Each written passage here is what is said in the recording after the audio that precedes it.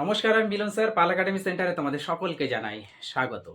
আমি আজকে চলে এসেছি তোমাদের কাছে। তোমরা যদি একটু খেয়াল করো তাহলে দেখতে পাবে RRB group D, SSC group D এবং গ্রুপ সির জন্য তোমাদের আজকে কাউন্টিং ফিগার রেক্ট্যাঙ্গেলের পার্ট 1 নিয়ে আজকের এই ক্লাসটিতে আমি সম্পূর্ণ বিস্তারিত আলোচনা করব। তোমরা সকলেই জানো এখন রেলের গ্রুপ ডি এক্সাম বাকি, খুব তাড়াতাড়ি হবে, বেশি সময় নেই। আর রাজ্যের এসএসসির মাধ্যমে গ্রুপ ডি এবং গ্রুপ সি বিজ্ঞপ্তি বের হয়ে গেছে, খুব তাড়াতাড়ি অ্যাপ্লাই শুরু হয়ে যাবে। তোমরা কেউ ঢিলামো দিও না, তোমরা কন্টিনিউ প্র্যাকটিস করতে থাকো, প্র্যাকটিস চালিয়ে যাও।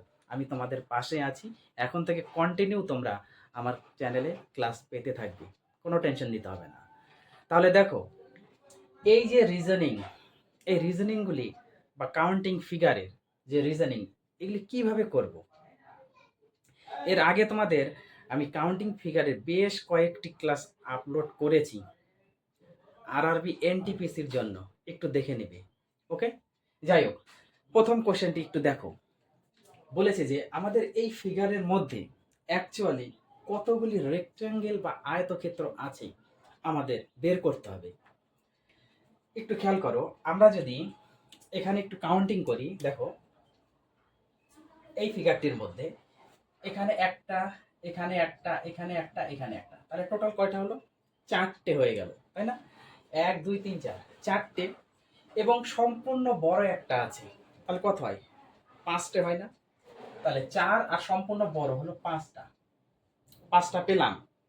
তারপরে আবার খেয়াল করো, কিভাবে খেয়াল করবে, এদিকে একটু দেখো। এই যে ফিগারটা, এই ফিগারটার মধ্যে অ্যাকচুয়ালি একটা প্লাস চিহ্ন মারা আছে, তো তাই না? একটা প্লাস চিহ্ন মারা আছে। এখন এই প্লাস চিহ্নের আমরা যদি একটা উঠিয়ে দিই, ধরে নাও এটা নাই, লম্বালম্বি এটা নাই, তাহলে কি হচ্ছে? এই একটা, এই একটা, এই একটা, এই একটা, তাহলে আরো কয়টা হলো? দুটো পাওয়া গেল। তার মানে এর সাথে আরো দুটো অ্যাড হয়ে যাবে। ওকে, আবার এই ফিগারেরই আমরা যদি এবার এই দিকে একটু চিন্তা করি, এইভাবে এবার করবো না, এবার এইভাবে যদি চিন্তা করি, তাহলে এখানে আর একটা, এখানে আর একটা আছে না? এই ফিগারটা অবশ্যই পাওয়া যাচ্ছে। তাহলে 1 আর 1 2, তাহলে আরো দুটো কিন্তু আমরা পাচ্ছি। তার মানে টোটাল কাউন্টিং ফিগার হচ্ছে 9টা। 5 2 7 আর 2 9। কিন্তু পরীক্ষাতে কি এতটা সময় তোমরা পাবে? পাবে কি কখনো? তোমাদের পেপার একদম বরবাদ হয়ে যাবে, তাই না? তো সময় যাতে নষ্ট না হয় এবং সঠিক সময়ের মধ্যে, শর্ট ট্রিক্সের মধ্যে কিভাবে এই ফিগারগুলি আমরা কাউন্টিং করব, এইবার একটু মনোযোগ দিয়ে তোমরা ক্লাসটা দেখতে থাকো।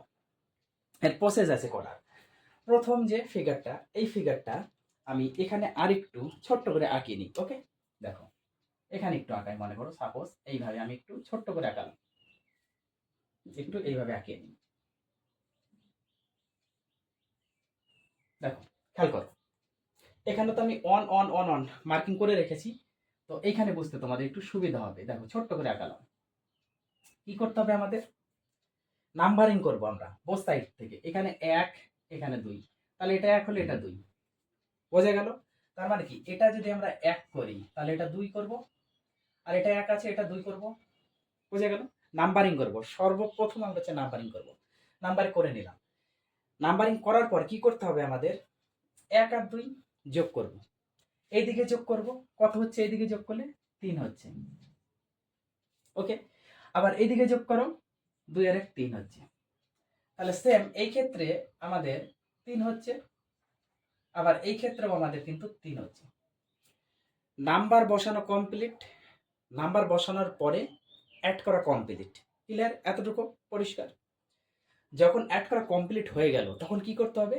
এখানে যে নাম্বারটা পাবো আর এখানে যে নাম্বারটা পাবো, দেখো এদিকে আমি করেছি, এখানে যে নাম্বার আর এখানে যে নাম্বার, এই দুটো নাম্বার সবসময় মাল্টিপল করবো, আমরা গুণ করব। 3 3 9, 3 আর 3 গুণ করো, তাহলে 3 × 3 = 9। এটা হচ্ছে শর্টকাট ট্রিক্স। এই ট্রিক্সে তোমাদের চলতে হবে। আমাদের প্রথম ট্রিক্সে চললে হবে না, কারণ এটা হচ্ছে আমাদের ছোট দেওয়া আছে। এটার ক্ষেত্রে তাহলে আমরা কি করব, কিভাবে করব? সম্ভব কি? কখনো সম্ভব না। তাহলে এই ট্রিক্সের মধ্যে চলতে হবে। আশা করি প্রথমটা নিয়ে কোনো সমস্যা নেই।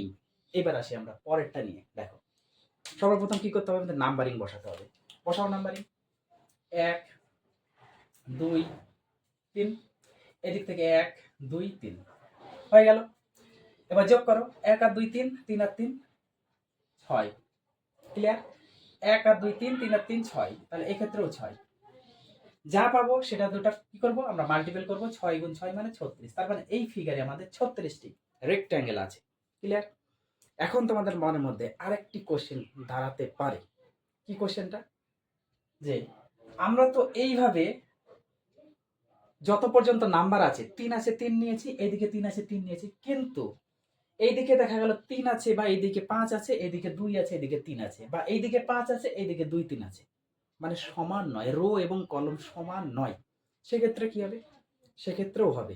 পরের ফিগারটা একটু খেয়াল করো, দেখো আমি ওইভাবেই করে রেখেছি। নাম্বারিংটা বসাই, 1 2 3 হয়ে গেল। রোর দিকে আমরা এবার কলমের দিকে দেখো, 1 2 3 4 আলাদা আছে না? আবার রো কলম সম্পূর্ণ আলাদা। দেখো রোর দিকে আছে 1 2 3 এবং কলমের দিকে আছে 1 2 3 4। এইভাবে দেখো আমরা করলাম, কিন্তু করেছি না?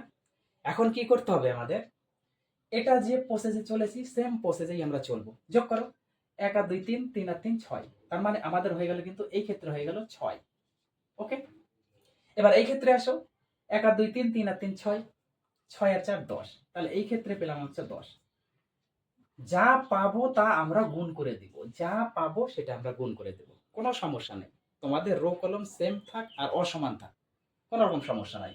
তাহলে 6 গুণ 10 যদি করি সমান সমান 60, তার মানে এই ফিগারের মধ্যে অলরেডি 60টি তোমাদের রেক্ট্যাঙ্গেল আছে। এবার বলো, বুঝতে কারো অসুবিধা আছে? আশা করি কোনো সমস্যা নেই। এইবার আসি আমরা 4 নাম্বারে। দেখো এই কোশ্চেনটিতে একটু খেয়াল করো, এইটাতে কিভাবে কাউন্টিং করব একটু খেয়াল করো।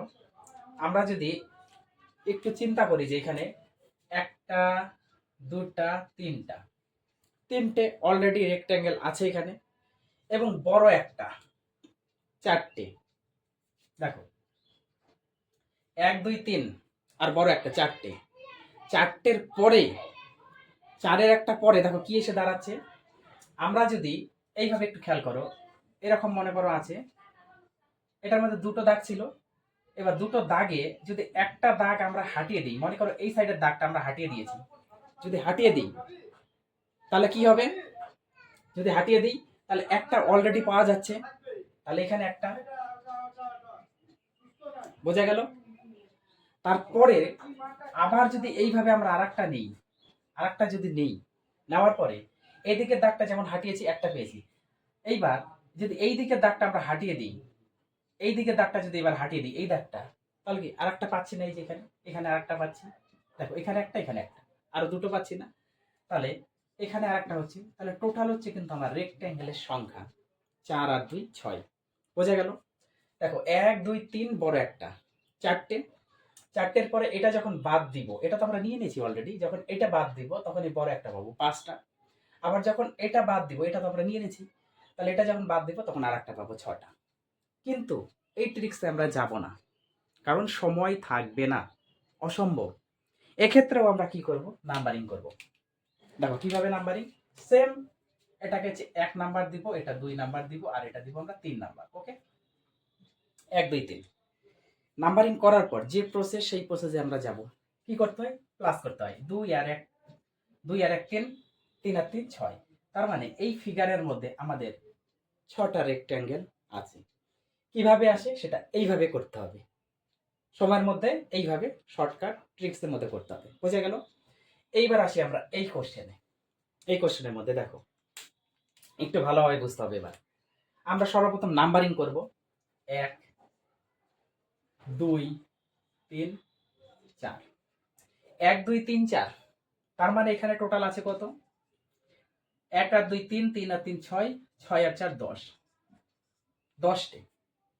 এবার এদিক থেকে যদি আমরা নাম্বারিং করি, এখানে সরি একটা দাগ একটু বেশি হয়ে গেছে আমার, হ্যাঁ, এই দাগটা একটু মুছে দিই আমি, এই দাগটা একটু মুছে দিই, তাহলে বোঝাতে সুবিধা হবে।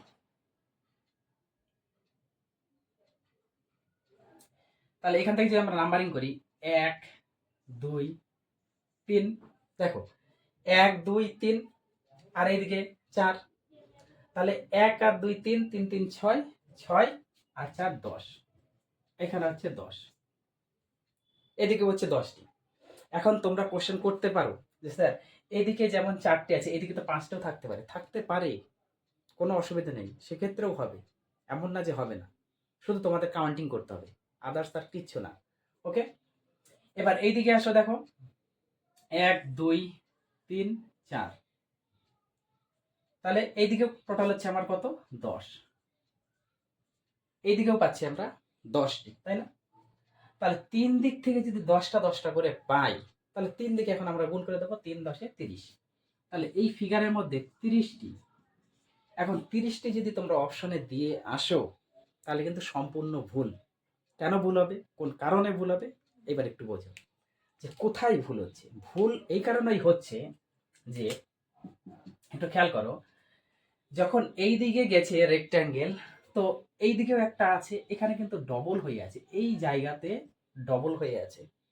আবার এই দিকে একটা আছে, আবার এইভাবে একটা এসেছে, তার মানে এই জায়গা থেকে তো ডবল হয়ে আছে, ডবল রেক্ট্যাঙ্গেল আছে।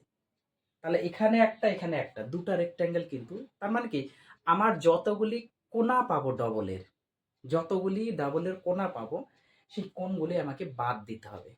ওকে, তার মানে দুটো কোণা পেয়েছি, তার মানে এখান থেকে আমাদের 2 মাইনাস করে দিতে হবে, তাহলে 28। অর্থাৎ এই ফিগারে 28টি রেক্ট্যাঙ্গেল আছে। বোঝা গেল?